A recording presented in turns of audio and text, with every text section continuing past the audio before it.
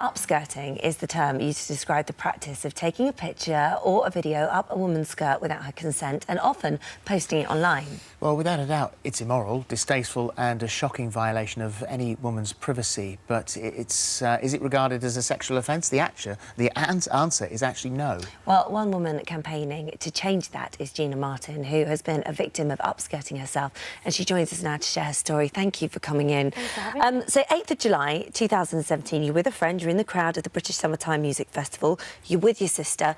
What happened? So we were having a really good time and we've been so excited about going. And we were just talking, it was like 30 degrees, it was really hot. We dressed up and we were waiting for the Killers to come on stage, and these two guys started hitting on me and I continually said no. Yeah. I was like, leave me alone. And then I remember them brushing up against me at some point and I didn't think anything of it. And then about 15 minutes later, one of them was standing in front of me on his phone and I saw a picture up a woman's skirt of her private parts and I just knew it was me. And you knew it was you. Yeah. And you were incredibly brave because you went over there. And did you confront them? Did you say, is that... Yeah, I kind of just snatched the phone off him immediately and just said, you've been taking pictures of my skirt. And he said no, and we got into a bit of a scuffle. And then some people in the crowd around me helped me, really, and just told me to run, and I ran to the police straight away with the phone. You went to the security guys first, didn't you? Yeah. And so what was the response from the security guys? They were brilliant. They just surrounded me in a circle. They obviously saw me running with a guy behind me. Because these guys were aggressive, weren't they? Yeah, he was really angry. He was screaming and he'd grabbed me. And yeah, they were brilliant. They circled me. They really quietly said, just put the phone in my back pocket, so I did, and they kept me safe, and then they called the police immediately and they arrived. So at this point you must be thinking, good, something's going to be done about this. Everybody's on my side. Everybody thinks that this is unacceptable and outrageous. Like I do, yeah, exactly. And then the police turn up and they question the guy in question and they question you, and then what happens? So they separate us and they say to me, there's not much we could do because it's not a graphic image, because I was wearing knickers. Which I mean, in this state, I'm crying and I'm so upset and I'm so embarrassed and humiliated. I felt like a kid. So I kind of did that thing where I went, right, OK, well, I guess you're right, OK. And they went over to him and asked him to delete the image, and he deleted the picture to stop the embarrassment. Evidence gone. Which is my evidence, yeah. And then they just went, go and carry on. The thing is, his motive is exactly the same, whether or not you'd had underwear on or not. Exactly. So the action of taking the picture, he has no idea what is going to be on that The law picture. shouldn't be what's in the image, it should be the intention of what he was doing. And the problem is, because then this is the problem, because the police kind of... what they did wasn't wrong that day, because it is so vague.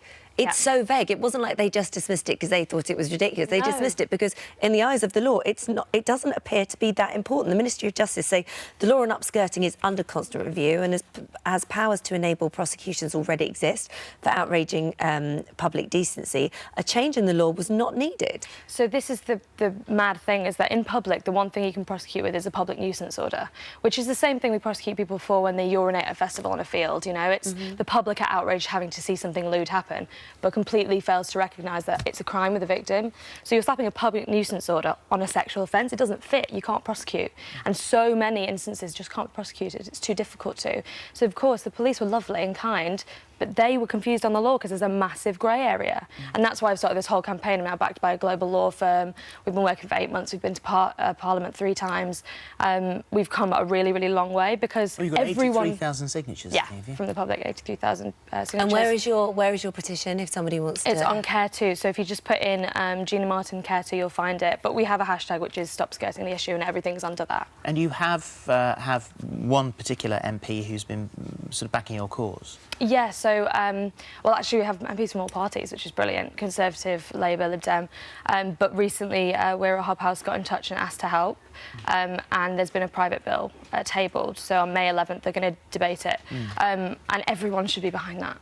I mean, if you're not, I mean, it's just crazy. So what would you like to see happen then? What would you like to see the law change to? So, effectively, we just need to make sure there's a specific offence and that legislation covers it. So Scotland did this in 2009, so almost 10 years ago they changed the law. So we need to follow suit and change it under the Sexual Offences Act 2003 so that this is a sexual offence, not a public nuisance. But you're not just changing the law, you're changing a mindset, because when you didn't get very far with your own incident, what happened? You went on Facebook because when you got home, you noticed in your photos of you and your sister, the guys were in the back of shots. So because you were backed into a corner, you put that picture online and explained underneath what had happened to you that day.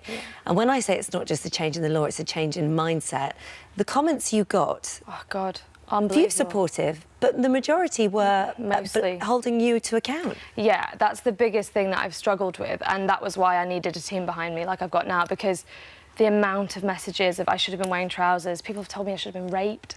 Like, What the hell? I know, it's ridiculous. And this is the thing that really upsets me, is I have kids messaging me who it's happened to. Their teachers have done it to them. A 13-year-old girl I've been working with for 3 months who can't go to school because she feels sick every morning going to school. This is happening to kids and teachers and women, and nobody's listening to them because, like you say, the mindset is so wrong. It's normalised in the media continuously. It's well done positive. you for, you know, being brave enough and getting up and making a stand and taking this to Parliament. Thank you. And you know, I'm right behind you. I hope that, you know, that makes a change, finally. We ran a poll this morning. Should upskirting be made a sexual offence? I think this is one of the biggest results we've ever had in a yes.